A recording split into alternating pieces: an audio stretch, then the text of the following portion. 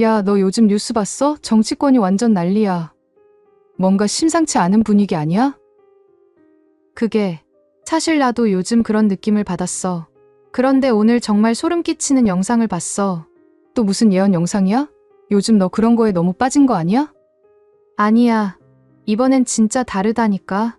알탄 첸두라는 몽골의 어린 예언가가 한국에 대해서 긴급 경고를 했다는 거야.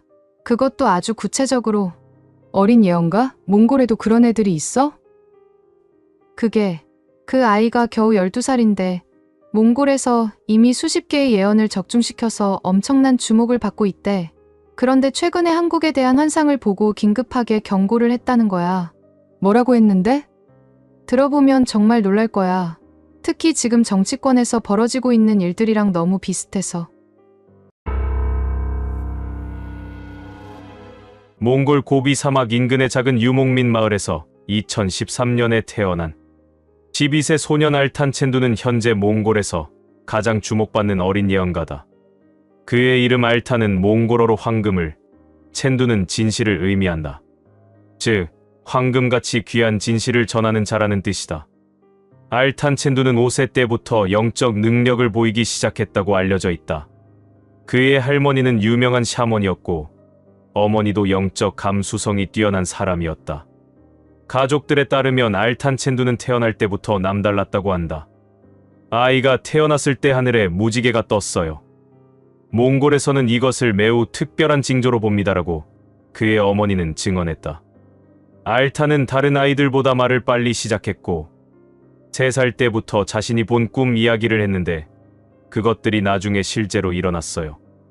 알탄 첸두가 본격적으로 주목받기 시작한 것은 2020년 그가 겨우 7세였을 때다.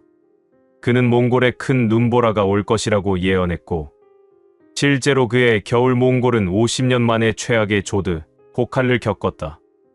이후 그의 예언들은 놀라운 적중률을 보이며 몽골 전역에 알려지게 되었다. 저는 자기 전에 항상 기도를 해요. 그러면 꿈에서 탱그리가 저에게 미래의 모습을 보여주세요라고 알탄 첸두는 순수한 눈빛으로 말한다. 처음에는 무서웠지만 이제는 사람들을 돕기 위해 제가 봤던 것을 말해야 한다는 걸 알아요. 알탄 첸두의 예언 방식은 매우 독특하다. 그는 주로 꿈을 통해 환상을 보며 때로는 깨어있을 때도 갑자기 트랜스 상태에 들어가 미래를 보곤 한다. 그의 예언은 매우 구체적이고 생생하며 어린아이가 만들어낼 수 없는 수준의 디테일을 담고 있다. 놀라운 예언 적중의 연속. 알탄 첸두가 몽골 내에서 신동 예언가로 불리게 된 이유는 그의 짧은 생애에도 불구하고 이미 수십 개의 예언을 적중시켰기 때문이다. 2021년 8세였던 그는 몽골의 한 광산에서 큰 사고가 일어날 것이라고 예언했다. 그는 땅속에서 검은 물이 넘쳐나와 많은 사람들이 다친다는 구체적인 환상을 이야기했고 실제로 3개월 후 남부 지역의 석탄 광산에서 지하수 유출 사고가 발생했다. 2022년에는 몽골 수도 울란바토르에서 큰 화재가 일어날 것을 예언했다. 높은 건물에서 빨간 연기가 나고 사람들이 계단으로 내려온다고 했는데 실제로 시내 중심가의 한 호텔에서 대형 화재가 발생했다. 2023년에는 몽골 정치 지도자의 변화를 예언했다. 큰 새가 둥지를 떠나고 새로운 새가 온다고 했는데 그의 말 몽골 총리가 교체되었다. 가장 놀라운 것은 2024년 초 그가 한국제 정세 예언이었다. 큰 곰과 독수리가 싸우는데 작은 여우가 그 사이에서 피해를 본다고 했다.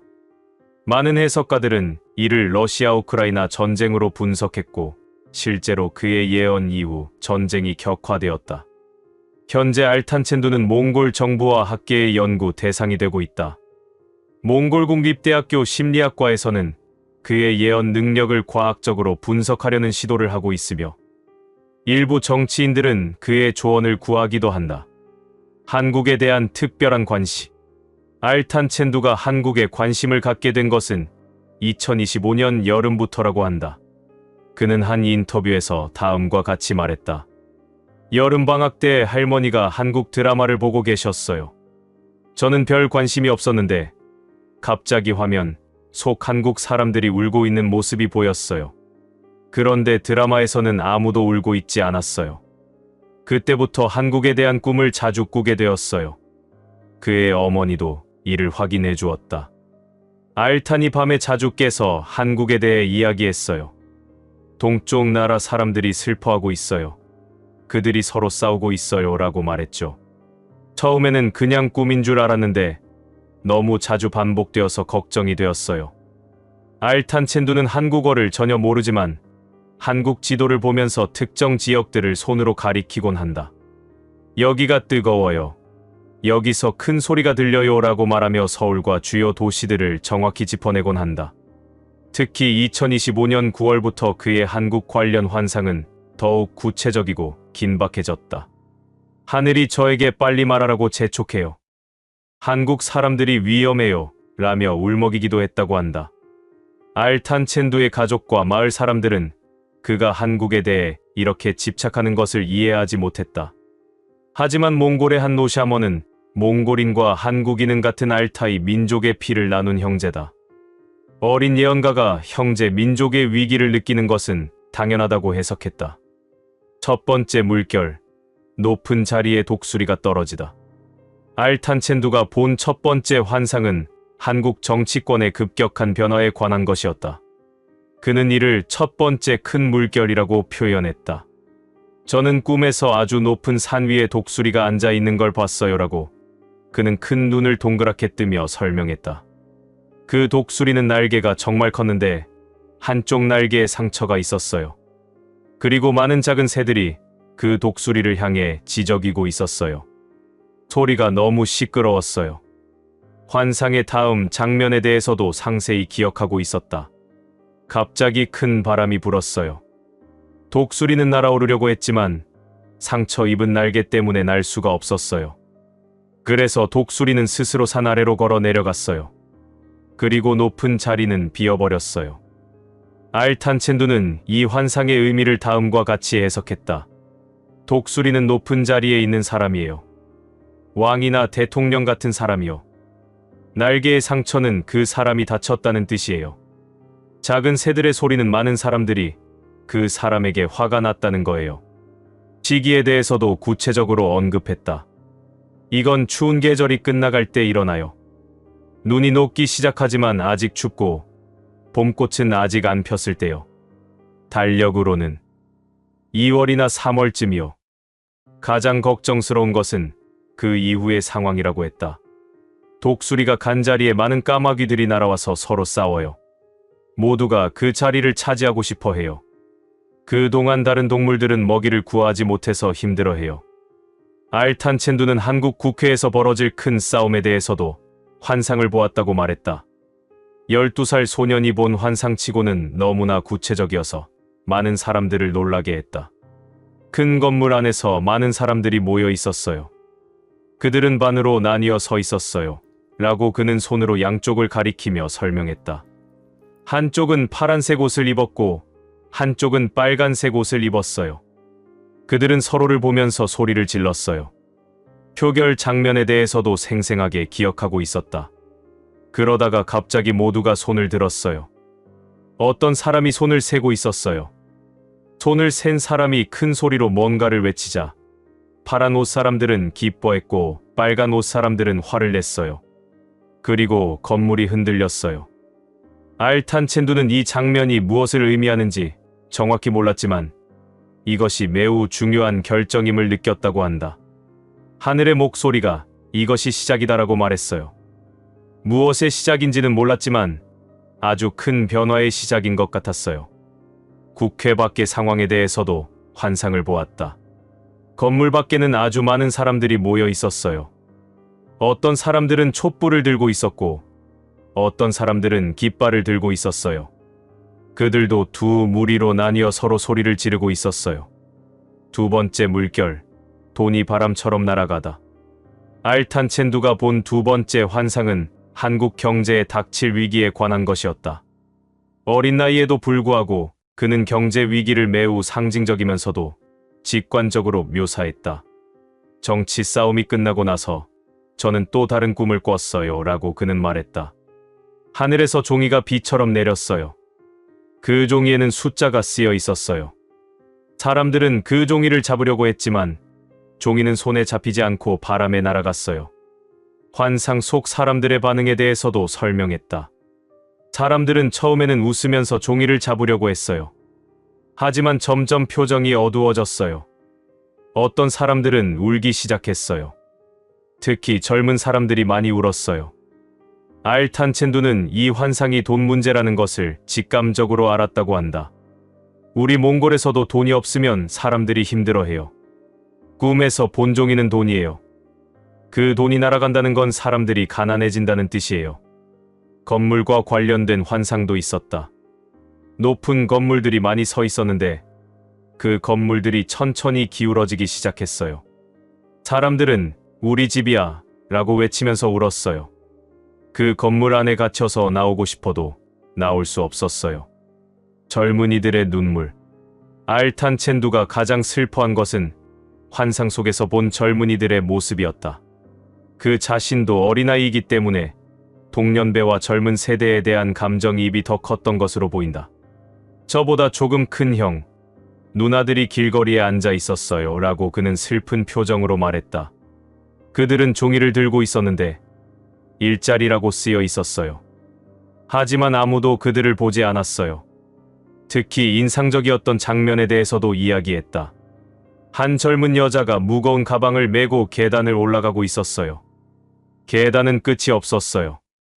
여자는 너무 힘들어서 쓰러질 것 같았지만 계속 올라가야 했어요. 왜냐하면 뒤에서 물이 차오르고 있었거든요. 알탄첸두는 이 장면을 보고 울었다고 한다. 할머니가 왜 우니? 라고 물으셨어요. 저는 저 누나가 너무 불쌍해요. 도와주고 싶어요 라고 말했어요. 할머니는 그래서 네가 이 꿈을 본 거란다. 사람들에게 알려서 미리 준비하게 해야 한다고 말씀하셨어요. 부모 세대와 젊은 세대의 갈등에 대해서도 환상을 보았다.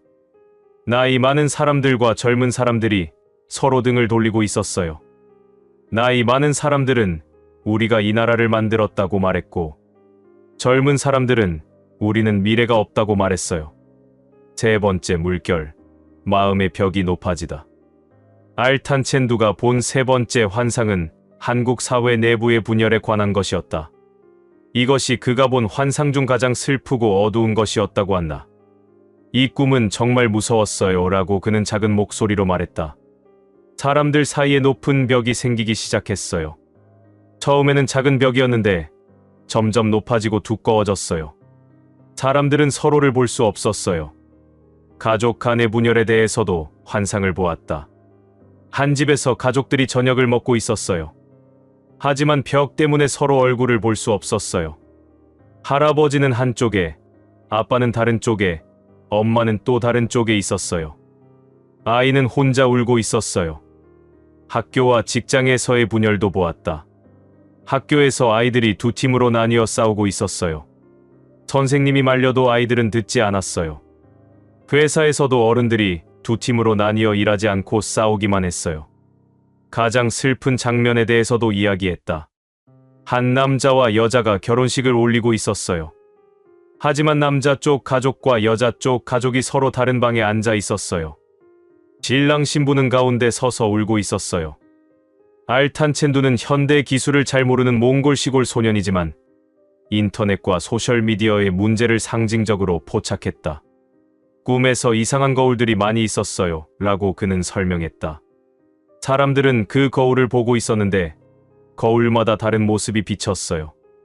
어떤 거울에는 진실이 보였지만 대부분의 거울에는 거짓이 보였어요. 하지만 사람들은 어떤 거울이 진짜인지 몰랐어요. 사람들이 거울 소셜미디어에 빠져드는 모습도 묘사했다. 사람들은 거울만 보고 있어서 앞을 보지 못했어요. 그래서 서로 부딪히고 넘어졌어요. 어떤 사람은 거울 속으로 들어가서 나오지 못했어요. 가짜뉴스의 확산에 대해서도 상징적으로 표현했다. 까마귀들이 사람들 주위를 날아다니며 계속 지저귀고 있었어요. 까마귀들의 소리는 모두 달랐어요. 어떤 까마귀는 불이야 라고 했고 어떤 까마귀는 도둑이야 라고 했어요. 사람들은 혼란스러워하며 이리저리 뛰어다녔어요. 알탄첸두의 예언이 모두 어두운 것만은 아니었다. 그는 절망적인 상황 속에서도 희망의 빛을 보았다고 말했다. 세 번의 큰 파도가 모두 지나간 후 밤이 왔어요 라고 그는 말했다. 아주 깜깜한 밤이었어요. 사람들은 무서워하며 서로를 찾았어요. 그때 북쪽 하늘에서 별 하나가 밝게 빛나기 시작했어요. 그 별의 빛에 대해서도 상세히 설명했다. 그 별빛은 아주 부드럽고 따뜻했어요. 빛이 닿는 곳마다 싸우던 사람들이 싸움을 멈췄어요. 그리고 서로를 바라보기 시작했어요. 처음에는 낯선 표정이었지만 곧 너 내 친구였잖아? 라는 표정이 되었어요. 알탄첸두는 이 별이 북한과 관련이 있다고 직감했다. 북쪽에서 빛이 왔으니까 북한이에요. 할머니가 북한은 한국의 형제인데 오랫동안 못 만났다고 말씀하셨어요. 그 형제가 어려울 때 도와주러 오는 것 같아요. 북한의 변화에 대해서도 환상을 보았다. 닫혀있던 큰 문이 천천히 열렸어요. 문 뒤에는 같은 얼굴을 가진 사람들이 있었어요. 그들도 우리를 보고 싶어 했어요. 처음에는 서로 조심스러웠지만 곧 손을 잡았어요. 알탄첸두는 모든 위기가 정점에 달하고 새로운 시작이 오는 시기를 2027년으로 보았다. 어린 나이에도 불구하고 그는 매우 구체적인 시기를 언급했다. 하늘이 제게 숫자를 보여줬어요 라고 그는 말했다. 2027이라는 숫자가 하늘에 크게 떠 있었어요. 그 아래에서 해가 떠올랐어요. 새로운 아침이 온 거예요. 2027년에 일어날 변화들에 대해서도 환상을 보았다. 그 해에는 모든 게 바뀌기 시작해요. 싸우던 사람들이 손을 잡기 시작하고 닫혔던 문들이 열리고 슬퍼하던 사람들이 웃기 시작해요. 특히 남북 관계에 대해서는 구체적인 장면을 보았다. 남쪽과 북쪽 사람들이 한강에서 함께 물을 마시는 장면을 봤어요. 그들은 같은 물을 마시며 우리는 형제였구나라고 말했어요. 그리고 함께 집을 짓기 시작했어요. 경제 회복에 대해서도 희망적인 전망을 했다. 날아갔던 종이들이 다시 돌아오기 시작했어요. 하지만 이번에는 사람들이 종이를 혼자 가지려고 하지 않았어요. 서로 나눠 가졌어요. 그래서 모두가 행복했어요. 알탄첸두는 인터뷰의 마지막에 한국 국민들에게 직접 메시지를 전했다. 12살 소년의 순수한 말이었지만 그 안에는 깊은 지혜가 담겨 있었다. 한국 사람들에게 말하고 싶어요. 라고 그는 진지한 표정으로 말했다. 싸우지 마세요. 서로 미워하지 마세요. 여러분은 모두 한 가족이에요. 같은 땅에서 태어나고 같은 하늘을 보고 같은 음식을 먹잖아요. 어린이다운 순수한 해결책도 제시했다. 우리 몽골에서는 사람들이 싸우면 같이 차를 마셔요. 차를 마시며 이야기하면 화가 풀려요. 한국 사람들도 함께 밥을 먹으면서 이야기해보세요. 배가 부르면 화도 줄어들어요. 가장 중요한 메시지는 희망을 잃지 말라는 것이었다. 어두운 밤이 와도 무서워하지 마세요. 밤이 지나면 아침이 와요. 항상 그래요. 하늘은 여러분을 사랑해요. 그래서 제게 이 꿈을 보여준 거예요. 미리 준비하라고요. 알탄첸두의 할머니이자 유명한 샤머닌 바야르마도 손자의 예언에 대해 의견을 밝혔다. 알탄은 특별한 아이입니다. 라고 그녀는 말했다. 저도 평생 샤먼으로 살았지만 알탄처럼 어린 나이에 이렇게 구체적인 환상을 보는 것은 처음 봅니다. 이는 하늘이 한국에 특별한 메시지를 전하고 싶어 한다는 뜻입니다. 한국에 대한 예언의 의미에 대해서도 설명했다. 한국은 지금 매우 중요한 기로에 서 있습니다. 잘못된 선택을 하면 큰 어려움이 오지만 올바른 선택을 하면 놀라운 미래가 펼쳐질 것입니다. 알탄의 예언은 경고이자 희망의 메시지입니다. 몽골과 한국의 연결에 대해서도 언급했다. 몽골인과 한국인은 먼 옛날 같은 조상에서 나왔습니다. 피는 물보다 진합니다. 형제가 어려울 때 다른 형제가 도와야 하는 것은 당연합니다. 알탄이 한국의 미래를 보는 것도 이런 혈연적 연결 때문입니다. 알탄첸두의 예언이 과연 현실이 될지는 시간이 증명할 것이다. 하지만 12살 몽골 소년의 순수한 눈을 통해 본 한국의 모습은 우리에게 많은 것을 생각하게 한다. 그의 예언은 복잡한 정치 이론이나 경제 분석이 아니다. 그것은 순수한 마음으로 본 인간 사회의 본질적인 문제들이다. 분열, 갈등, 불신, 그리고 그것을 극복하는 화해, 협력, 사랑.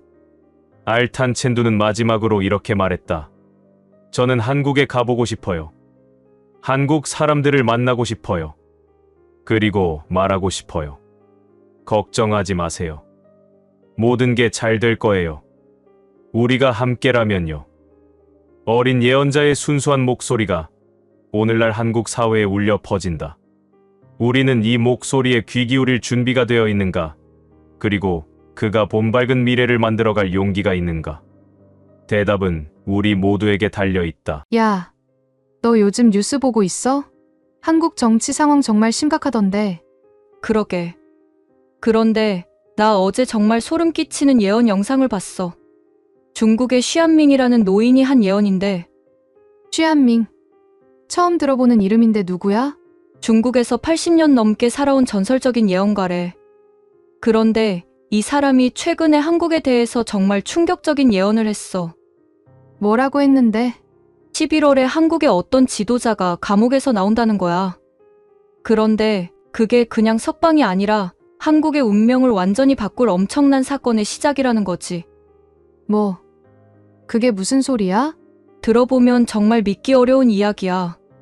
그런데 쉬안밍이라는 사람이 지금까지 맞춰온 예언들을 보면 무시할 수가 없어. 구체적으로 어떤 내용인데? 자세히 들어봐. 정말 충격적이니까. 중국 베이징에서 북쪽으로 200km 떨어진 작은 마을에 쉬안밍이라는 103세 노인이 살고 있다. 그는 1922년생으로 중국 근현대사의 모든 격변기를 직접 겪으며 살아온 산증인이다. 하지만 그가 세상에 알려진 것은 단순히 장수 때문이 아니라 그가 가진 놀라운 예언 능력 때문이다. 쉬안밍 노인은 어린 시절부터 남다른 능력을 보였다고 전해진다. 5살 때 마을에 큰 홍수가 날 것을 미리 알고 가족을 대피시켰고 10대 시절에는 일본의 침략을 예견했다고 한다. 하지만 그는 이러한 능력을 드러내지 않고 평생을 조용히 살아왔다. 저는 예언가가 되고 싶었던 적이 없습니다라고 그는 최근 인터뷰에서 밝혔다. 미래를 본다는 것은 축복이 아니라 저주입니다. 일어날 일을 미리 알면서도 막을 수 없는 무력감. 그것이 얼마나 고통스러운지 아무도 모릅니다. 그런 그가 최근 한국에 대한 예언을 공개하기로 결심한 것은 매우 이례적인 일이다. 그는 지난 10월 초 자신의 손자를 통해 중국 SNS에 한국에 관한 긴급 메시지를 올렸다.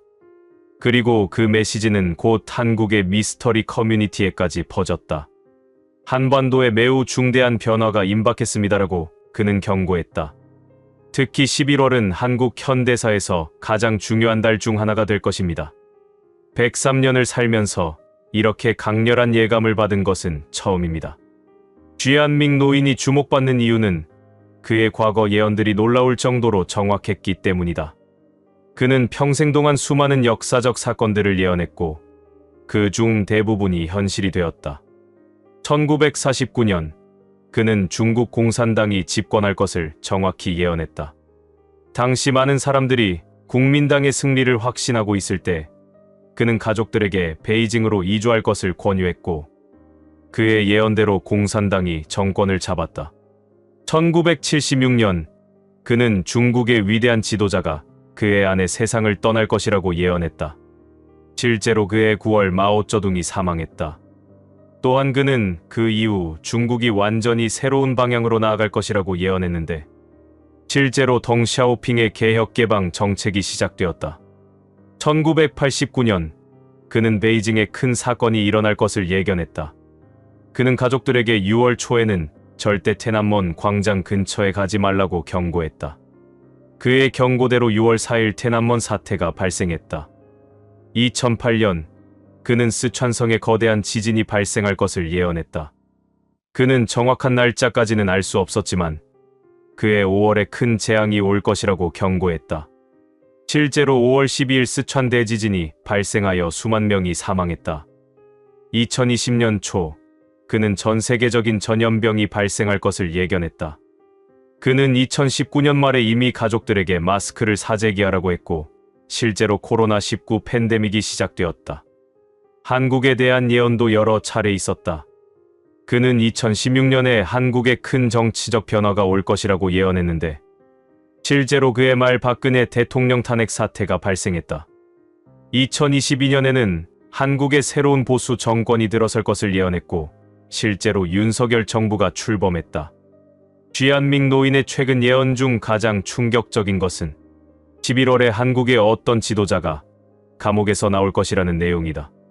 그는 이에 대해 매우 구체적이고 상세한 설명을 제공했다. 저는 환상 중에 한국의 큰 건물을 보았습니다라고 그는 시작했다. 그 건물은 높은 담벼락으로 둘러싸여 있었고 그 안에는 많은 사람들이 갇혀 있었습니다. 그런데 11월 어느 날 그 건물의 문이 열리고 한 사람이 걸어 나왔습니다. 그 사람의 모습에 대해서도 상세히 묘사했다. 그는 나이가 지긋한 사람이었지만 걸음걸이는 당당했습니다. 많은 사람들이 그를 맞이하러 나왔고 환호성이 들렸습니다. 하지만 동시에 분노의 목소리도 들렸습니다. 한국이 정확히 둘로 나뉘어 있다는 것을 느낄 수 있었습니다. 가장 중요한 것은 이 석방이 가지는 의미였다. 이 사람의 석방은 단순한 사법적 결정이 아닙니다라고 그는 강조했다. 이는 한국 정치의 큰 전환점이 될 것이며 이를 계기로 한국 사회가 완전히 새로운 국면에 진입하게 될 것입니다. 석방의 정확한 날짜에 대해서는 명확하게 보이지 않는다고 했다.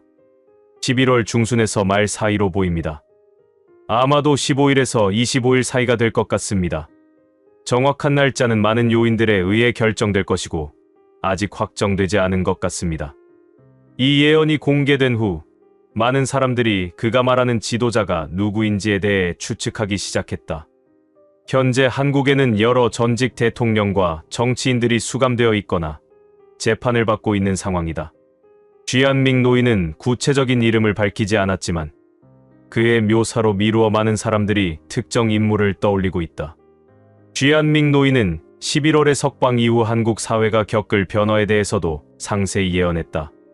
그는 이것이 한국 현대사에서 가장 심각한 분열의 시기가 될 것이라고 경고했다. 이 사람이 감옥에서 나오는 순간 한국은 정확히 둘로 갈라질 것입니다라고 그는 말했다. 한쪽은 이를 정의의 승리로 보고 환호할 것이고 다른 쪽은 법치의 붕괴로 보고 분노할 것입니다. 양쪽 모두 자신들이 옳다고 확신하며 한치도 양보하지 않을 것입니다. 분열의 양상에 대해서도 구체적으로 묘사했다. 이는 단순한 정치적 견해 차이를 넘어선 것입니다. 가족과 친구 사이도 갈라지고 직장과 학교에서도 대립이 일어날 것입니다. 심지어 부부 사이에서도 이 문제로 갈등이 생기는 경우가 많을 것입니다. 가장 우려스러운 것은 이 분열이 폭력으로 이어질 수 있다는 점이었다. 거리에서 대규모 시위와 집회가 연일 이어질 것입니다라고 그는 경고했다. 양측의 지지자들이 직접 충돌하는 상황도 발생할 수 있습니다. 경찰과 정부는 이를 통제하는 데 큰 어려움을 겪을 것입니다. 하지만 쥐한밍 노인은 이러한 혼란이 영원히 지속되지는 않을 것이라고 예언했다. 그는 12월에 놀라운 반전이 일어날 것이라고 했다. 12월 중순경 예상치 못한 사건이 발생합니다라고 그는 말했다. 이 사건은 분열된 양측 모두에게 큰 충격을 주며 그들로 하여금 대화와 타협의 필요성을 깨닫게 만들 것입니다. 그 사건의 구체적인 내용에 대해서는 명확하게 보이지 않는다고 했다. 하지만 그것은 매우 상징적인 사건이 될 것입니다. 아마도 자연재해, 대형 사고 또는 국제적 위기일 수도 있습니다. 중요한 것은 이 사건이 한국인들로 하여금 우리는 결국 하나라는 것을 상기시킨다는 점입니다.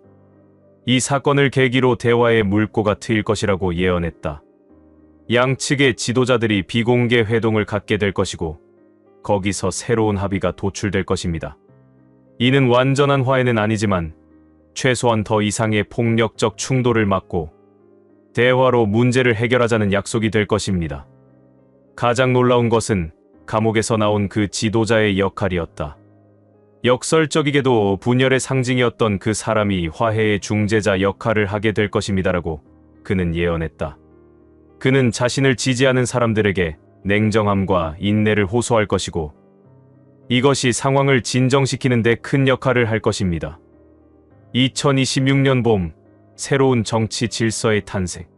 쥐안밍 노이는 11월과 12월의 혼란을 거친 후 2026년 봄에 한국에 완전히 새로운 정치 질서가 만들어질 것이라고 예언했다.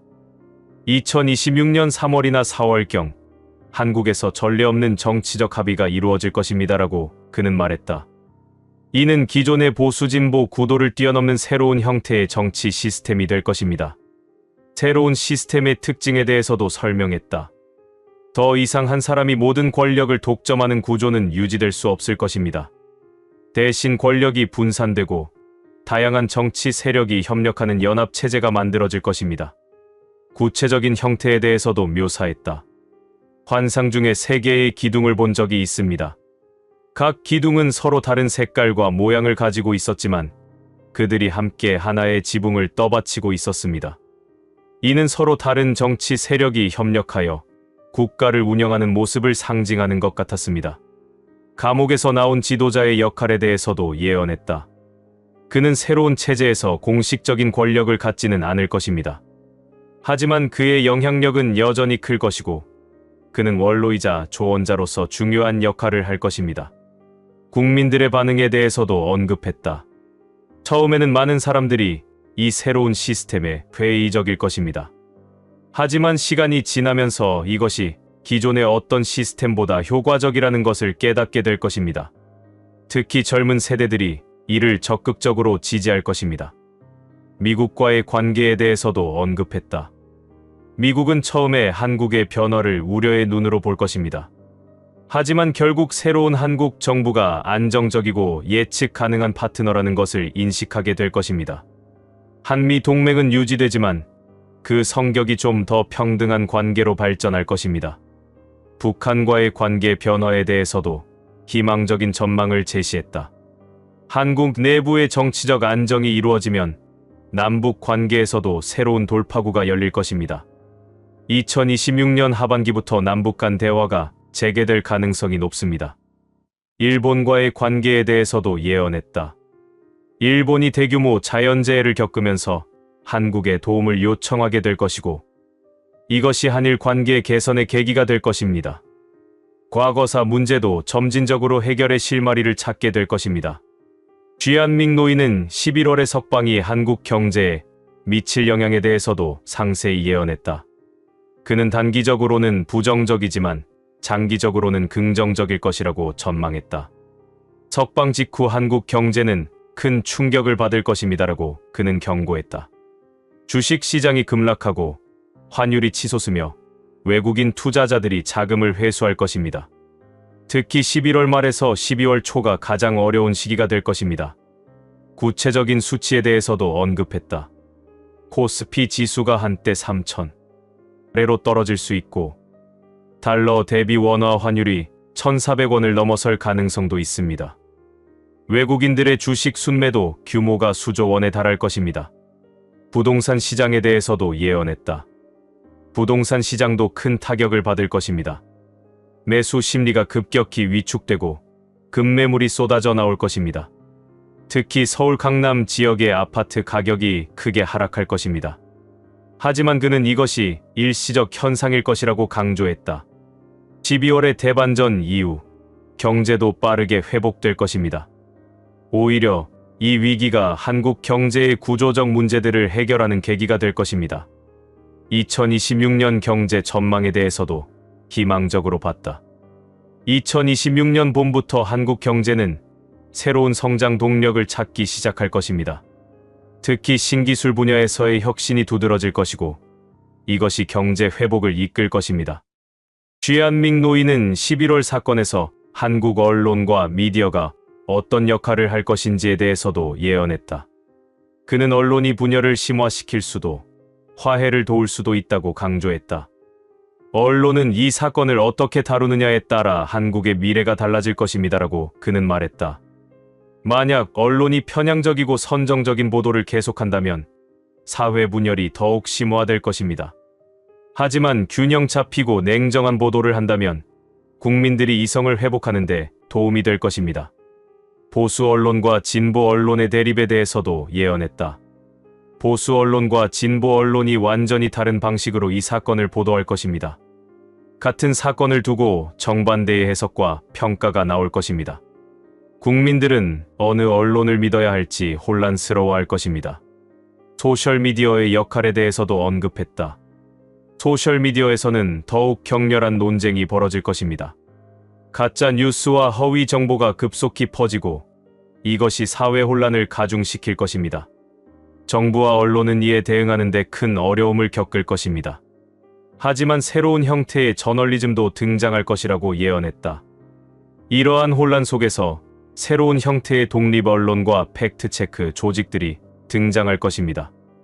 이들은 편견 없이 사실만을 전달하려 노력할 것이고 점차 국민들의 신뢰를 얻게 될 것입니다.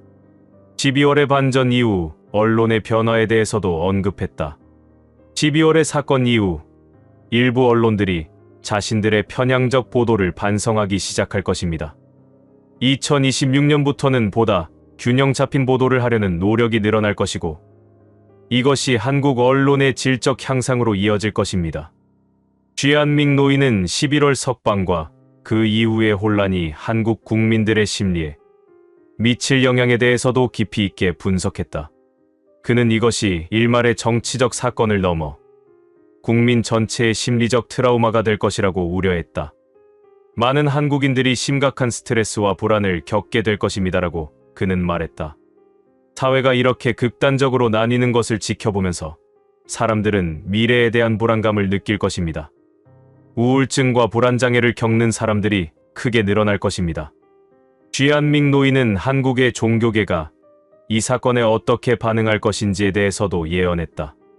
그는 종교계도 크게 분열될 것이지만 동시에 화해의 중요한 통로가 될 수 있다고 봤다.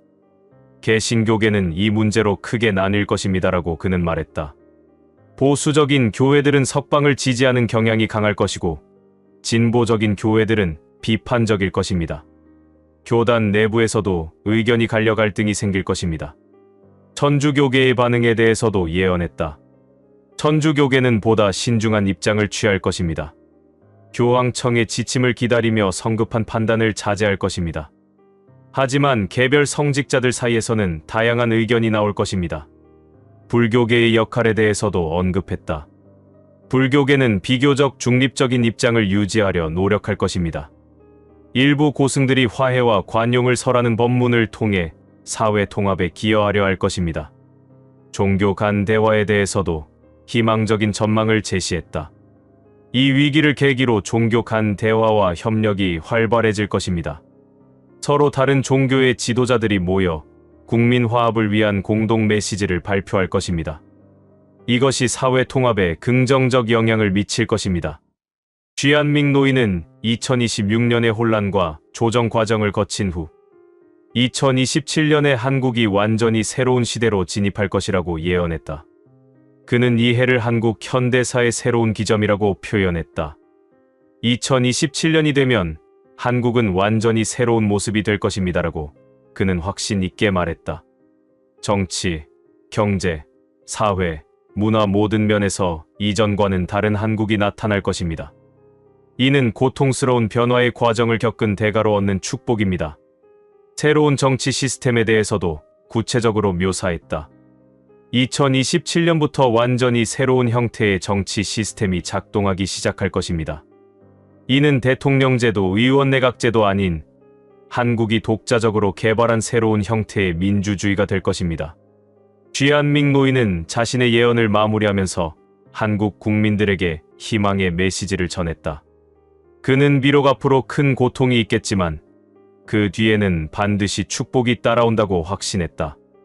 103년을 살면서 수많은 역사의 격변을 봐왔습니다라고 그는 회고했다. 큰 변화는 항상 고통을 동반합니다.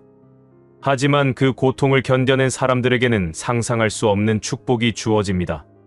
한국도 마찬가지일 것입니다. 11월의 석방에 대해서도 다시 한번 강조했다. 11월에 일어날 일은 많은 사람들에게 충격이 될 것입니다. 하지만 이를 단순히 한 개인의 석방으로만 봐서는 안 됩니다. 이는 한국이 새로운 시대로 나아가기 위한 필연적 과정의 시작입니다. 국민들의 자세에 대해서도 당부했다. 가장 중요한 것은 국민 개개인의 자세입니다. 서로를 미워하고 원망하기보다는 이해하고 용서하려는 노력이 필요합니다. 나와 다른 생각을 가진 사람도 같은 나라의 동포라는 것을 잊지 말아야 합니다. 미래에 대한 희망을 잃지 말라고도 당부했다. 아무리 어두운 시기가 와도 희망을 잃지 마십시오. 한국은 지금까지도 수많은 위기를 극복해왔고 이번에도 반드시 극복할 것입니다. 2027년의 새로운 한국을 기대하며 지금의 어려움을 견뎌내시기 바랍니다. 마지막으로 그는 자신의 예언에 대해서도 겸손한 태도를 보였다. 제 예언이 모두 맞는다고 장담할 수는 없습니다. 미래는 항상 유동적이고 사람들의 선택에 따라 바뀔 수 있습니다. 하지만 제가 본 미래가 한국인들에게 준비할 시간을 주고 더 나은 선택을 하는데 도움이 되기를 바랍니다. 주한믹 노인의 11월 석방 예언이 과연 현실이 될지는 시간이 증명할 것이다. 하지만 그의 메시지에서 분명한 것은 어떤 일이 일어나든 한국 국민들이 서로를 이해하고 용서하며 함께 나아간다면 어떤 위기도 극복할 수 있다는 것이다. 11월이 다가오면서 많은 한국인들이 주한믹 노인의 예언을 주시하고 있다. 과연 그의 예언이 현실이 될 것인가? 그리고 만약 현실이 된다면 한국은 이 엄청난 변화를 어떻게 헤쳐나갈 것인가? 앞으로 몇 달이 한국 현대사에서 가장 중요한 시기 중 하나가 될 것임은 분명해 보인다. 야, 너 일본 뉴스 봤어? 후지산 주변에서 지진이 계속되고 있다던데. 응, 나도 봤어. 그런데 그것보다 더 소름 끼치는 걸 발견했어. 뭔데? 일본에 전설적인 무당 할머니가 있대. 히메코라는 분인데 93세시래. 그분이 최근에 충격적인 예언을 했다는 거야. 또 예언이야? 요즘 너 진짜 그런 거에만 빠져 있는 것 같은데. 아니야. 이번 건 진짜 다르다니까. 그 할머니가 평생 단 3번만 예언을 했대. 첫 번째는 2011년 동일본 대지진. 두 번째는 2020년 코로나 팬데믹이었는데 둘 다 정확히 맞았어. 그리고 이번이 3번째 예언이래. 그래서 뭐라고 했는데? 후지산이 곧 폭발할 건데 그게 한국의 권력자가 무너지는 것과 정확히 같은 시기에 일어난다는 거야. 마치 하늘이 동아시아 전체를 정화하려는 것처럼. 오키나와 섬 남쪽 끝 작은 마을에 사는 93세 노인 히메코는 일본에서 가장 존경받는 무당 중 한 명이다. 그녀의 본명은 공개되지 않았고 히메코는 공주님을 뜻하는 예칭이다. 히메코는 1932년 오키나와의 대대로 무당 집안인 곳에서 태어났다. 그녀의 증조할머니, 할머니, 어머니 모두 유명한 무당이었다. 오키나와 전통에서 무당은 일반적인 점쟁이가 아니라 신과 인간을 잇는 영적 중재자이며 공동체의 정신적 지도자다. 저는 7살 때 처음으로 감히 신의 목소리를 들었습니다라고 히메코는 희미한 목소리로 회상한다. 그날 밤 하얀 옷을 입은 여인이 꿈에 나타나 너는 특별한 사명을 가지고 태어났다고 말했습니다. 다음 날 아침 어머니께 말씀드리자 어머니는 울면서 내가 우리 가문의 마지막 진정한 무당이 될 것이라고 하셨습니다. 히메코의 삶은 평범하지 않았다. 그녀는 2차 대전 중 오키나와 전투를 겪었고 전쟁 후 폐허가 된 섬을 재건하는 과정을 목격했다. 1960년대부터는 본격적으로 무당 활동을 시작했지만 그녀는 일상적인 점술이나 굿은 거의 하지 않았다. 저는 개인의 운세를 보는 것에는 관심이 없습니다라고 그녀는 말한다. 제 역할은 하늘의 큰 뜻을 전하는 것입니다. 그래서 평생 단 3번만 공개적으로 예언을 했습니다. 예언은 함부로 하는 것이 아닙니다. 2번의 정확한 예언. 히메코 할머니가 처음 세상에 알려진 것은 2010년 가을이었다. 당시 78세였던 그녀는 갑자기 오키나와 주요 신사들을 찾아다니며 기도를 드렸다. 그리고 지역 신문과의 인터뷰에서 충격적인 말을 했다. 내년 봄, 동쪽 바다에서 큰 용이 깨어날 것입니다. 땅이 크게 흔들리고 바다가 화를 내어 육지를 삼킬 것입니다. 수많은 혼령들이 하늘로 올라갈 것입니다. 당시 대부분의 사람들은 그녀의 말을 노인의 헛소리로 치부했다. 하지만 2011년 3월 11일 동일본 대지진과 쓰나미가 발생했다. 약 2만 명의 사망자와 실종자가 발생한 일본 역사상 최악의 재해였다. 히메코의 예언이 정확히 맞아떨어지자 일본 전역이 충격에 빠졌다. 많은 언론이 그녀를 찾아왔지만 그녀는 모든 인터뷰를 거절했다. 저는 유명해지려고 예언한 것이 아닙니다. 다만 하늘이 경고하라고 해서 했을 뿐입니다. 두 번째 예언은 2019년 말에 나왔다. 당시 87세였던 히메코는 다시 한번 공개석상에 나타나 경고했다. 보이지 않는 작은 적이 온 세상을 덮을 것입니다. 사람들은 서로의 얼굴을 가리고 집 밖으로 나오지 못할 것입니다. 이 어두움은 여러 해 동안 지속될 것입니다. 2020년 1월부터 시작된 코로나19 팬데믹은 그녀의 예언을 다시 한번 증명했다. 전 세계가 마스크를 쓰고 봉쇄 조치로 집에 갇히게 되었다. 사람들은 다시 한번 히메코의 예언력의 놀라움을 금치 못했다. 두 번의 정확한 예언 이후 히메코는 완전히 은둔했다. 그녀는 오키나와의 작은 집에서 매일 기도와 명상만 하며 지냈다. 나는 나의 사명을 다했습니다. 이제 조용히 남은 생을 보내고 싶습니다. 라고 그녀는 말했다. 세 번째이자 가장 최근의 예언. 2025년 10월 초 93세의 히메코 할머니가 10년 만에 다시 모습을 드러냈다. 그녀는 손수레를 밀며 힘겹게 오키나와의 주요 신사를 찾아다녔다. 사람들은 깜짝 놀랐다. 90이 넘은 노인이 무엇 때문에 이렇게 힘든 순례를 하는 것일까? 한 지역 기자가 용기를 내어 그녀에게 다가갔다. 할머니, 무슨 일이십니까? 히메코는 눈물을 흘리며 대답했다. 카미사마, 신께서 다시 저를 부르셨습니다. 세 번째이자 마지막 경고를 전하라고 하십니다. 이번에는 제가 본 것이 너무 두렵습니다. 하지만 전하지 않으면 더 큰 죄를 짓는 것입니다. 히메코는 10월 7일 오키나와의 한 작은 신사에서 공개 기자회견을 열었다. 수십 명의 기자들과 수백 명의 주민들이 모였다. 그녀는 떨리는 목소리로 자신이 본 환상을 이야기하기 시작했다. 지난 석 달 동안 저는 매일 밤 같은 환상을 보았습니다. 처음에는 노인의 꿈이라고 생각하고 무시하려 했습니다. 하지만 환상은 점점 더 생생해지고 강렬해졌습니다. 이제는 깨어있을 때도 그 장면들이 눈앞에 보입니다. 히메코가 본 환상의 핵심은 충격적이었다. 후지산이 깨어날 것입니다. 300년의 잠에서 깨어나 분노의 불을 뿜을 것입니다. 그리고 그것은 한반도의 큰 권력이 무너지는 바로 그 순간에 일어날 것입니다. 마치 하늘이 정한 약속처럼 두 사건은 하나로 연결되어 있습니다. 후지산 폭발의 환상. 히메코 할머니는 자신이 본 후지산 폭발 환상을 매우 구체적으로 묘사했다. 그녀의 설명은 마치 실제로 그 장면을 목격한 것처럼 생생했다. 환상에서 저는 후지산을 바라보고 있었습니다. 라고 그녀는 떨리는 목소리로 말했다. 처음에는 평화로워 보였습니다. 하얀 눈으로 덮인 아름다운 산이었습니다. 하지만 갑자기 산 정상에서 연기가 피어오르기 시작했습니다. 연기의 색깔과 형태에 대해서도 상세히 기억하고 있었다. 처음에는 하얀 연기였습니다. 마치 산이 숨을 쉬는 것 같았습니다.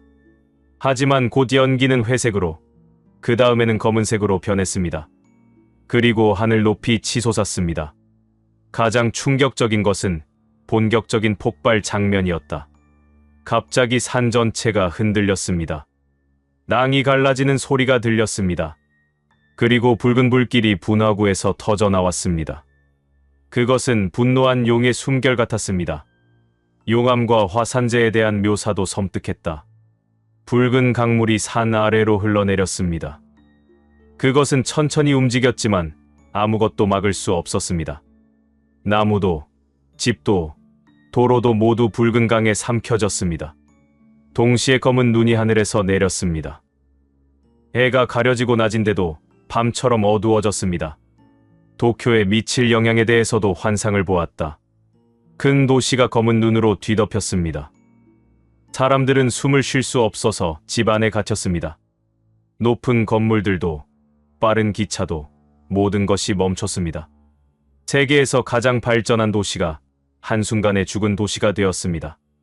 한국 권력자 몰락의 환상. 히메코 할머니의 예언에서 가장 놀라운 부분은 후지산 폭발이 한국의 정치적 격변과 동시에 일어난다는 것이었다. 그녀는 한국에 대한 환상도 매우 구체적으로 보았다고 증언했다. 같은 환상에서 저는 서쪽을 바라보았습니다. 라고 그녀는 설명했다. 그곳에서 큰 건물이 보였습니다. 아마 한국의 중요한 건물인 것 같았습니다. 그 건물 안에서 많은 사람들이 모여 무언가를 결정하고 있었습니다.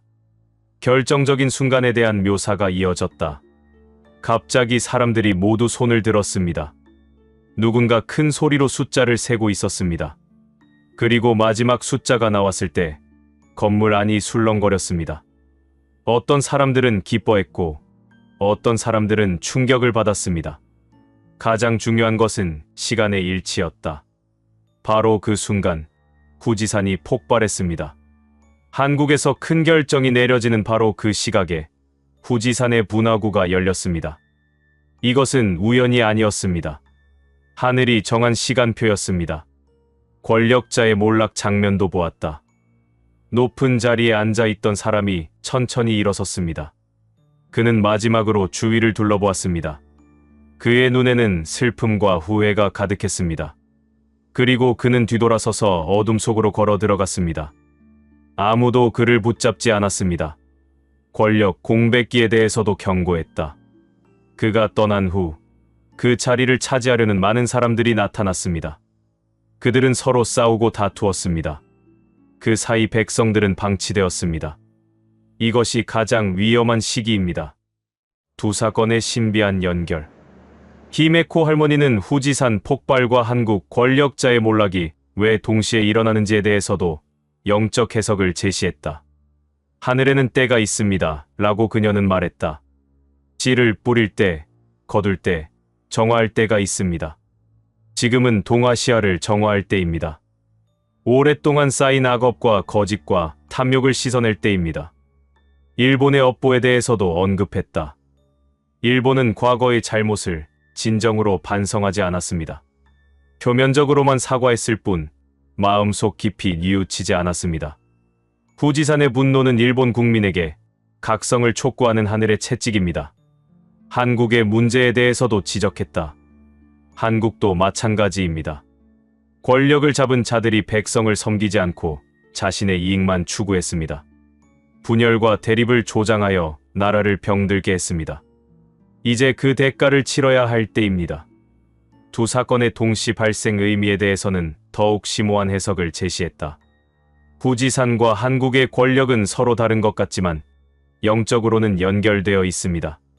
자연의 폭발과 정치의 폭발은 모두 같은 우주적 리듬의 표현입니다. 하나가 정화되면 다른 하나도 정화됩니다. 정확한 시기. 히메코 할머니는 이 모든 일이 일어날 시기를 매우 구체적으로 예언했다. 그녀는 2026년 봄이라고 단언했다. 환상에서 벚꽃이 피어 있었습니다. 라고 그녀는 말했다. 아름다운 벚꽃이 만개했을 때 재앙이 시작됩니다. 아마도 3월 말이나 4월 초일 것입니다. 벚꽃과 함께 피어나는 것은 아름다움만이 아니라 시련도 있습니다. 더 구체적인 징조에 대해서도 언급했다. 그 전에 여러 가지 전조가 있을 것입니다. 2026년 초부터 후지산 주변에서 작은 지진이 자주 일어날 것입니다. 온천의 온도가 변하고 동물들이 이상한 행동을 보일 것입니다. 한국의 정치 일정과의 관계도 암시했다. 한국에서도 봄에 중요한 일이 있을 것입니다. 많은 사람들이 모이고 중대한 결정이 내려지는 때입니다. 그날이 바로 후지산이 깨어나는 날입니다. 디데이에 대해서는 더욱 구체적이었다. 만약 정확한 날짜를 말하라고 한다면 보름달이 뜨는 밤과 관련이 있습니다. 달이 가장 밝을 때 세상은 가장 어두워질 것입니다. 히메코 할머니는 후지산 폭발 이후 일본에 일어날 변화들에 대해서도 예언했다. 그녀의 전망은 암울하면서도 궁극적으로는 희망적이었다. 폭발 직후 일본은 큰 혼란에 빠질 것입니다. 라고 그녀는 경고했다. 도쿄를 포함한 간토 지방 전체가 마비될 것입니다. 전기도, 물도, 교통도 모두 끊길 것입니다. 수백만 명의 사람들이 대피해야 할 것입니다. 경제적 타격에 대해서도 언급했다. 일본 경제는 큰 타격을 받을 것입니다. 세계 3위의 경제 대국이 한순간에 흔들릴 것입니다. 많은 기업들이 문을 닫고 사람들은 일자리를 잃을 것입니다. 하지만 이것이 끝이 아니라고 강조했다. 이 시련을 통해 일본은 진정으로 변화할 기회를 얻게 됩니다. 물질적 풍요만을 추구하던 삶에서 벗어나 정신적 가치를 되찾게 될 것입니다. 과거사 반성에 대해서도 희망적인 전망을 제시했다. 재난을 겪으면서 일본 국민들은 겸손해질 것입니다. 그리고 비로소 과거의 자신들이 다른 나라에 끼친 고통을 이해하게 될 것입니다. 진정한 사죄와 화해가 시작될 것입니다. 히메코 할머니는 한국에서 일어날 정치적 격변의 과정에 대해서도 상세히 예언했다. 권력자가 물러난 후 한국은 큰 혼란기를 겪을 것입니다. 라고 그녀는 말했다. 누가 새로운 지도자가 될 것인가를 두고 심각한 대립이 일어날 것입니다. 국민들은 둘로 나뉘어 서로를 비난할 것입니다. 혼란기의 기간에 대해서도 언급했다. 이 혼란은 약 100일 정도 지속될 것입니다. 100일의 혼돈 후에 새로운 질서가 잡히기 시작할 것입니다. 새로운 지도자의 등장에 대해서도 환상을 보았다. 혼란의 와중에 예상치 못한 인물이 나타날 것입니다. 이 사람은 기존 정치인이 아닙니다. 하지만 국민들은 이 사람의 진정성을 느끼고 따르게 될 것입니다. 가장 중요한 것은 이 시련이 한국을 더 강하게 만들 것이라는 점이었다. 한국은 이 위기를 극복하면서 진정한 민주주의의 힘을 보여줄 것입니다. 국민들이 단결하여 새로운 나라를 만들어갈 것입니다. 히메코 할머니는 다가올 시련에 대비하여 개인과 가족이 무엇을 준비해야 하는지에 대해서도 조언했다. 가장 중요한 것은 마음의 준비입니다. 라고 그녀는 강조했다. 물질적 준비도 중요하지만 어떤 일이 일어나도 당황하지 않고 침착하게 대처할 수 있는 정신적 준비가 더 중요합니다. 일본 국민들에게는 구체적인 조언을 했다. 후지산 주변에 사는 사람들은 미리 대피 계획을 세워야 합니다. 비상 배낭을 준비하고 가족들과 비상 연락망을 만들어 두십시오. 언제든 대피할 준비를 하고 있어야 합니다. 한국 국민들에게는 다른 종류의 조언을 했다. 한국 사람들은 정치적 혼란에 현혹되지 말아야 합니다. 서로를 적으로 보지 말고 같은 민족임을 기억하십시오. 대화와 타협의 정신을 잃지 마십시오. 가족의 중요성에 대해서도 강조했다. 어떤 재난이 와도 가족이 함께 있으면 이겨낼 수 있습니다. 평소에 가족들과 많은 대화를 나누고 서로 사랑을 표현하십시오. 가족의 유대가 가장 강한 보호막입니다. 히메코 할머니는 시련이 끝난 후 2027년부터 시작될 새로운 시대에 대해서도 예언했다. 2027년은 재건의 해가 될 것입니다. 라고 그녀는 말했다. 일본은 후지산 폭발의 상처에서 회복하기 시작하고 한국은 정치적 안정을 되찾을 것입니다. 그리고 두 나라 모두 이전보다 더 강하고 성숙한 모습으로 거듭날 것입니다. 일본의 미래에 대해서는 다음과 같이 전망했다. 새로운 일본은 물질적 풍요보다는 정신적 풍요를 추구하는 나라가 될 것입니다. 자연과 조화를 이루며 살아가는 전통적 가치를 되찾을 것입니다. 한국의 미래에 대해서는 더욱 희망적이었다. 한국은 진정한 민주주의와 경제 발전을 동시에 이룬 모범 국가가 될 것입니다. 특히 남북 협력을 통해 한반도 전체가 번영하는 새로운 시대를 열 것입니다. 동아시아의 역할에 대해서도 언급했다. 시련을 극복한 동아시아는 세계 평화와 번영의 중심이 될 것입니다. 서구 중심의 세계 질서가 다극화되면서 동아시아의 목소리가 더욱 중요해질 것입니다. 93세의 히메코 할머니는 이것이 자신의 마지막 예언이라고 말했다. 그녀는 기자회견을 마무리하며 눈물을 흘렸다. 저는 이제 늙고 지쳤습니다. 라고 그녀는 말했다. 이것이 제 생의 마지막 예언이 될 것입니다. 하늘이 저에게 맡긴 사명을 다했습니다. 이제는 조용히 하늘로 돌아갈 준비를 하려 합니다. 그리고 일본 국민들에는 반성을 촉구했다. 일본 국민 여러분, 겸손해지십시오. 과거의 잘못을 진정으로 뉘우치십시오. 그리고 이웃 나라와 진정한 화해를 이루십시오. 그것이 재난을 최소화하는 길입니다. 히메코 할머니의 예언이 발표된 후 일본과 한국 모두 큰 충격에 빠졌다. 그녀의 이전 예언들이 정확히 맞았기 때문에 이번 예언도 가볍게 여길 수 없었다. 일본 정부는 공식적으로는 과학적 근거가 없는 예언이라고 선을 그었지만 실제로는 후지산 화산 활동 모니터링을 강화했다. 한국 정부도 미신에 현혹되지 말라고 했지만 정치권은 묘한 긴장감에 휩싸였다. 하지만 히메코 할머니 자신은 예언의 적중 여부에 연연하지 않는다고 말했다. 저는 점쟁이가 아닙니다. 제가 본 것은 하나의 가능한 미래입니다. 사람들이 마음을 바꾸고 행동을 바꾼다면 미래도 바뀔 수 있습니다. 그녀의 마지막 말은 의미심장했다. 예언은 운명을 알려주는 것이 아니라 경고를 주는 것입니다. 준비하고 대비하라는 하늘의 메시지입니다. 그리고 무엇보다 중요한 것은 서로 사랑하고 용서하라는 가르침입니다.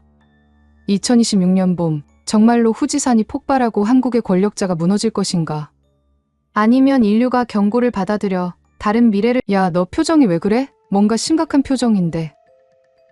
그게 오늘 아침에 정말 놀라운 일이 있었어. 너도 미스터리 파일럿이라는 유튜브 채널 알지? 응.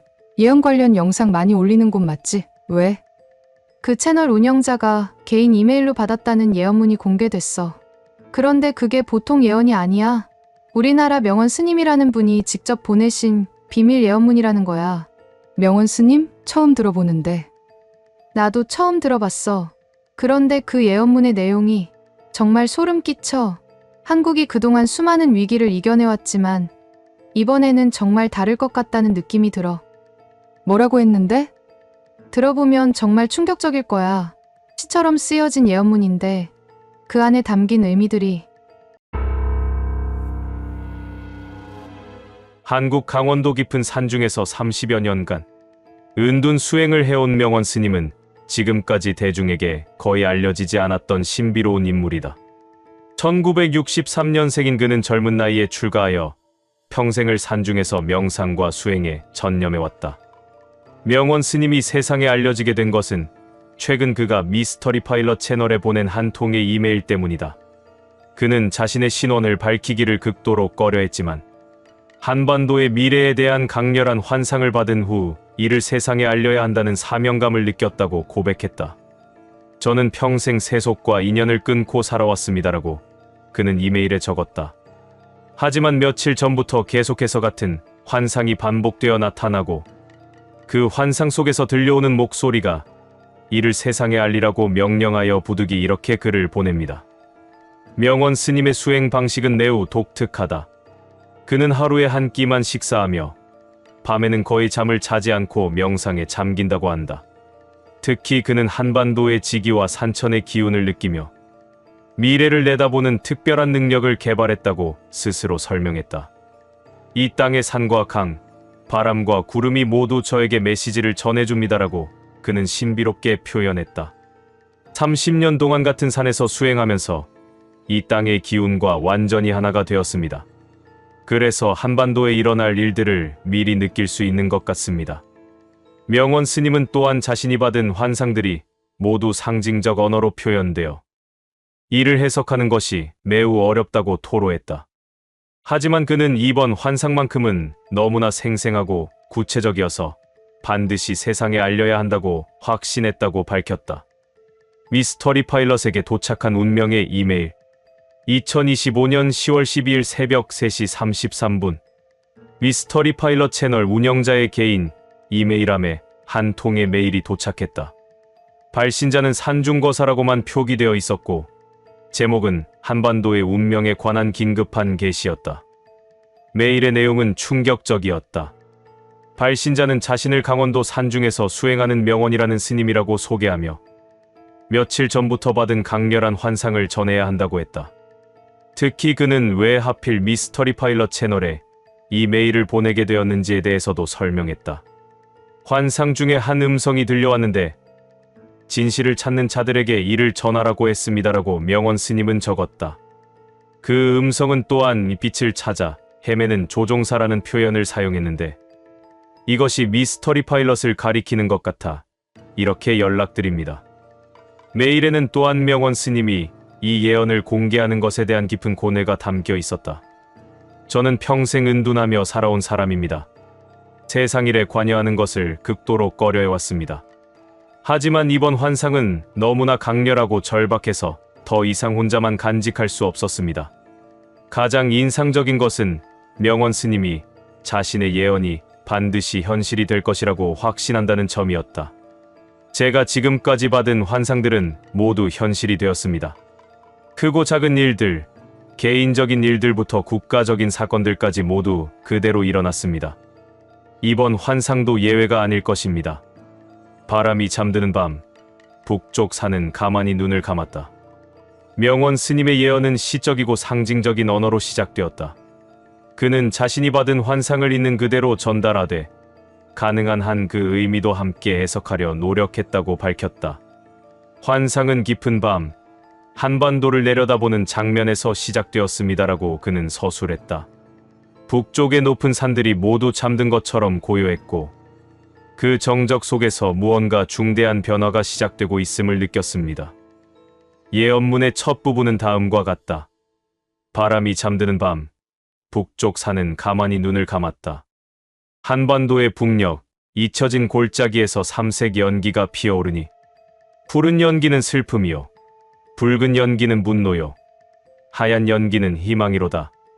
그 세 줄기 연기는 남쪽 능선 아래에서 하나로 엉켜 머지않아 한 점의 원을 이룰 것이다. 그 속에 서린 기운은 이 땅의 오래된 상처와도 같다. 명원 스님은 이 부분에 대해 다음과 같이 해석했다. 삼색 연기는 한반도에 존재하는 세 가지 주요 감정 에너지를 의미합니다. 분단의 슬픔, 억압에 대한 분노, 그리고 통일에 대한 희망이 하나로 합쳐져 새로운 변화의 동력이 될 것입니다.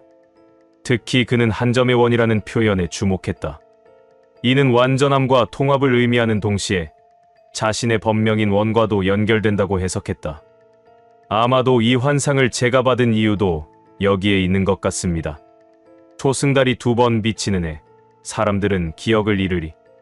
명원 스님의 예언에서 가장 불길한 부분은 시간을 나타내는 신비로운 표현들이었다. 그는 이를 초승달이 2번 비치는 해라고 표현했다. 이 부분의 예언문은 다음과 같다. 초승달이 2번 비치는 해, 한반도의 검은 그림자가 내려온다. 이때 사람들이 가장 소중한 기억들을 잃어버리고 집안에는 또 다른 집안의 그림자가 따라오며 형제끼리 서로를 의심하는 일이 소문처럼 번진다. 남과 북이 서로를 잊고 동과 서가 등을 돌리며 한 나라 안에서도 여러 나라처럼 갈라진다. 명원 스님은 이 예언이 사회적 신뢰의 완전한 붕괴를 의미한다고 해석했다. 초승달이 2번 비치는 해는 정확한 시기를 특정하기 어렵지만 아마도 2026년이나 2027년 중 하나가 될 것 같습니다. 달의 궤도에 이상이 생기거나 아니면 상징적으로 새로운 시작이 2번 있다는 의미일 수도 있습니다. 기억을 잃는다는 표현에 대해서는 더욱 구체적으로 설명했다. 이는 문자 그대로의 개인적 기억 상실이 아니라 집단적 기억의 소거를 의미합니다. 한국인들이 공유해온 역사의식, 민족의식, 가족의 유대감 등이 모두 약해지거나 사라지게 될 것입니다. 가장 우려스러운 것은 형제끼리 의심하는 상황이라고 했다. 이는 남북한뿐만 아니라 남한 내부에서도 지역 갈등, 세대 갈등, 이념 갈등이 극에 달해 사실상 내부 분열 상태가 될 것을 의미합니다. 남녀 끝 바람골, 붉은 돌이 울음을 터뜨리리. 명원 스님의 예언문에서 반복적으로 등장하는 상징 중 하나는 붉은 돌이다. 그는 이것이 한반도의 운명을 결정할 중요한 상징이라고 강조했다. 남녀 끝 바람골에서 붉은 돌이 3번 울리면 3갈래 길이 뚫린다. 하나는 구원의 길, 하나는 파멸의 길, 하나는 미지의 길.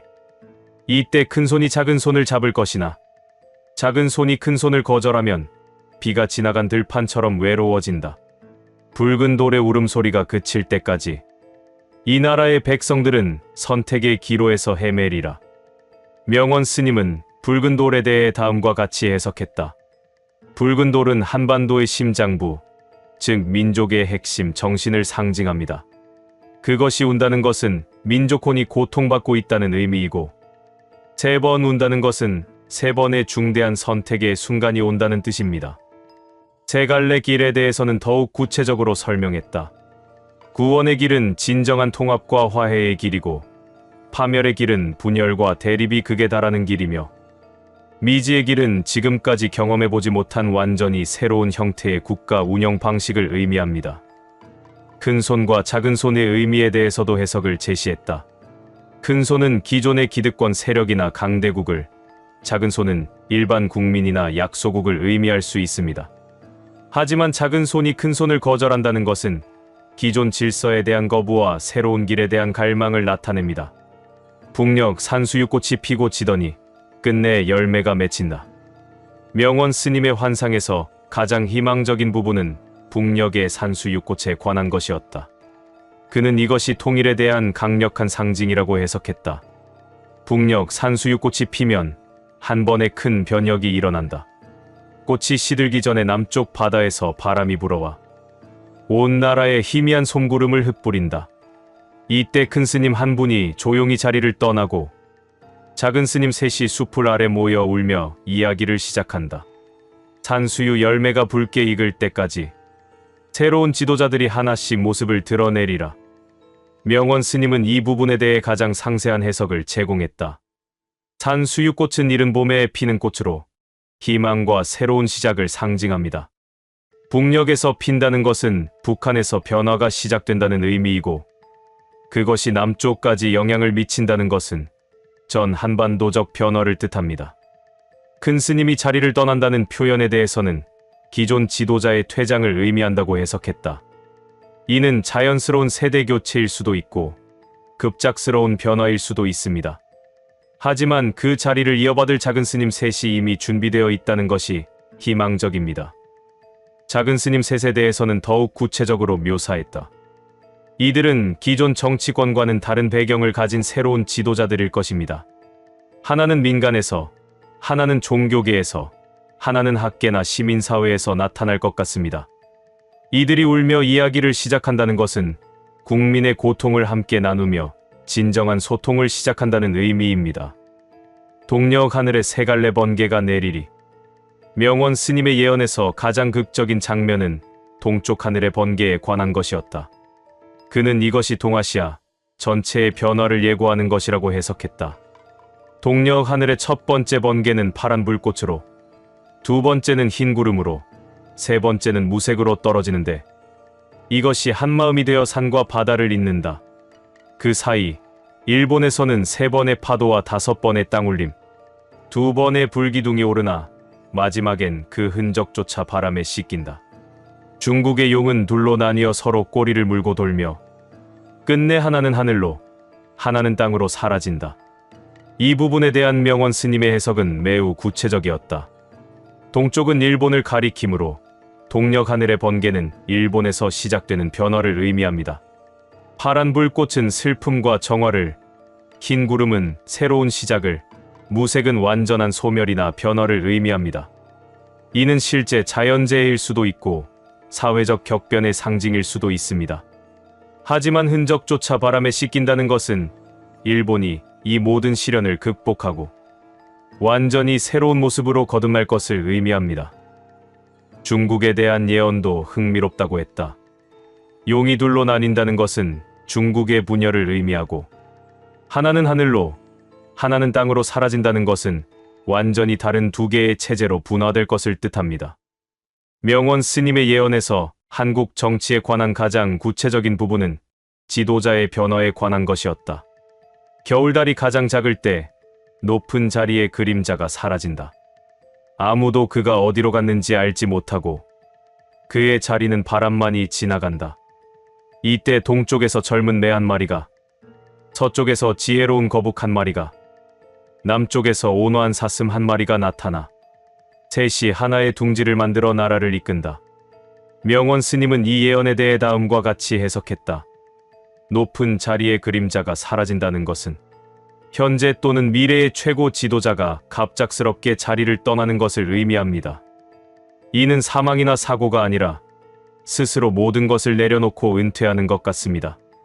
새로 나타날 3명의 지도자에 대해서는 더욱 상세히 설명했다.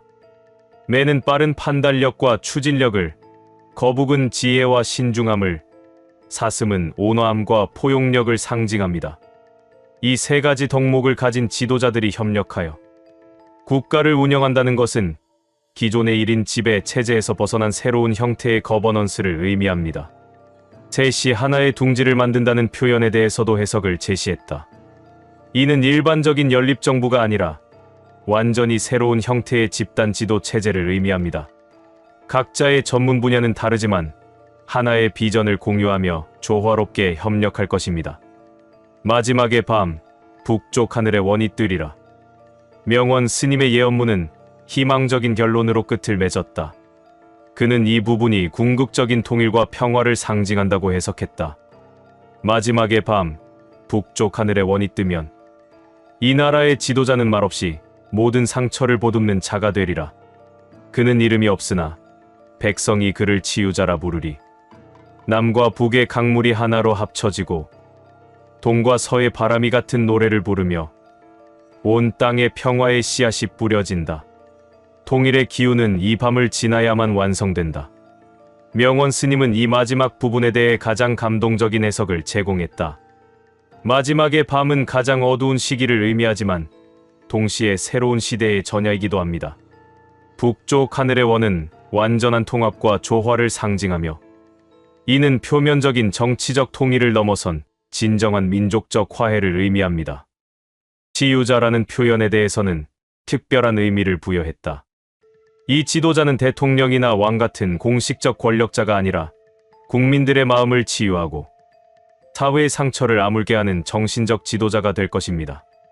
그의 힘은 권력이 아니라 사랑과 지혜에서 나올 것입니다. 통일에 대한 예언도 매우 희망적이었다. 이는 무력이나 흡수가 아닌 자연스러운 화합을 통한 통일이 될 것입니다. 남북의 강물이 합쳐진다는 것은 경제적 통합을, 동서의 바람이 같은 노래를 부른다는 것은 문화적 통합을 의미합니다. 어둠이 깊어지거든 함께 등불을 들어 올려라. 명원 스님은 예언문의 한 구석에 국민들에게 보내는 당부의 말을 덧붙였다. 어둠이 이 땅을 덮거든 함께 등불을 들어 올려라. 한 사람의 불빛은 작으나 만 사람의 불빛은 태양과 같다. 서로를 의심하지 말고 서로를 원망하지 말며 오직 희망의 끈을 놓지 말라. 국민의 힘이 모여야만 길이 살아날 것이다. 나는 이 산중에서 그날이 오기를 기다리며 기도하리라. 이 당부에 대해 명원 스님은 개인적인 소회를 덧붙였다. 제가 이 예언을 공개하는 것은 두려움을 조성하기 위함이 아닙니다. 오히려 국민들이 미리 준비하고 서로 단결하여 어려움을 극복하기를 바라는 마음에서입니다. 특히 그는 개인의 역할에 대해 강조했다. 큰 변화는 항상 개인의 작은 실천에서 시작됩니다. 각자가 자신의 자리에서 최선을 다하고 이웃을 돌보며 희망을 잃지 않는다면 어떤 어려움도 극복할 수 있을 것입니다. 예언문의 진위성과 반영. 명원 스님의 예언문이 공개된 후 많은 사람들이 그 진위성에 대해 의문을 제기했다. 하지만 미스터리 파일럿 채널 운영자는 몇 가지 검증 과정을 거쳤다고 밝혔다. 먼저 이메일의 발신지를 추적한 결과 실제로 강원도 산간 지역에서 발송된 것으로 확인되었다. 또한 예언문에 사용된 한문 표현과 불교적 용어들이 매우 전문적이고 깊이 있어 상당한 수준의 불교 지식을 가진 사람이 작성한 것으로 판단된다고 했다. 무엇보다도 예언문의 내용이 기존에 알려진 다른 예언들과 묘하게 일치하는 부분들이 있어 주목을 끌고 있다. 특히 리우밍천의 통일 예언, 브랜든 빅스의 지도자 변화 예언 등과 공통점이 발견되고 있다. 하지만 일부 전문가들은 여전히 회의적인 반응을 보이고 있다. 예언의 내용이 너무 포괄적이고 상징적이어서 어떤 사건에든 끼워 맞출 수 있다는 지적도 있다. 다른 예언가들과의 연결점. 명원 스님의 예언은 최근 공개된 다른 예언가들의 예언과 묘한 일치점들을 보여주고 있어 더욱 주목받고 있다. 특히 리우밍천의 통일 예언, 브랜든 빅스의 정치 변화 예언, 아비냐 아난드의 실현 예언 등과 공통분모가 발견되고 있다. 모든 예언가들이 공통적으로 2026에서 2027년을 중요한 전환점으로 보고 있다는 점이 특히 주목된다. 또한 기존 지도자의 퇴장과 새로운 형태의 지도체제 등장에 대해서도 비슷한 예언을 하고 있다. 통일에 대한 예언도 공통점이 많다. 대부분의 예언가들이 무력이 아닌 평화적 방식의 통일을 예언하고 있으며 그 시기도 2026년 전후로 비슷하게 보고 있다. 일부 연구자들은 이러한 일치점들이 가벼운 우연이 아닐 수 있다며 집단 무의식이나 시대정신의 발현으로 해석하기도 한다. 명원 스님은 자신의 예언문 말미에 국민들이 어떻게 준비해야 하는지에 대한 구체적인 조언도 덧붙였다. 가장 중요한 것은 마음의 준비라고 강조했다. 앞으로 올 변화들이 아무리 크고 어려워도 절망하지 말고 서로 도우며 함께 극복해 나가겠다는 의지를 가져야 합니다. 물질적 준비에 대해서도 언급했다. 급격한 사회 변화 시기에는 경제적 불안정이 따를 수 있으므로 각 가정에서는 비상시를 대비한 최소한의 준비를 해두는 것이 좋습니다. 하지만 그는 무엇보다 정신적, 영적 준비가 중요하다고 강조했다. 어떤 외부 상황이 와도 흔들리지 않는 내면의 평화와 확신을 기르는 것이 가장 중요한 준비입니다. 공동체 의식의 회복에 대해서도 당부했다. 개인주의가 팽배한 현대 사회에서 이웃과 공동체에 대한 관심과 사랑을 되찾는 것이 위기를 극복하는 열쇠가 될 것입니다.